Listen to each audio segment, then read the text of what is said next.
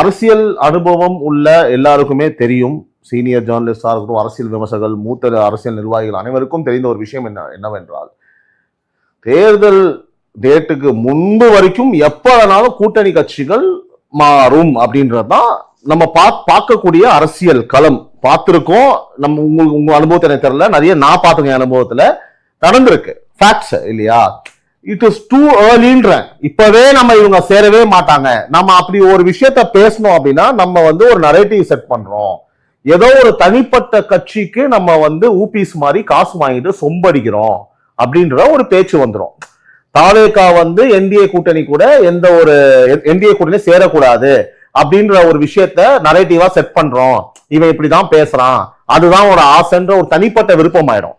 Facts என்னன்னு கேட்டீங்க அப்படின்னா, ஒரு மாதத்துக்கு முன்பு நாங்க என்ன நிலைப்பாடு இருந்தோமோ அதே நிலைப்பாடு தான், அதை பத்தி நாங்க பேச விரும்பல, நாங்க அப்படியேதான் இப்ப இருக்கோம்.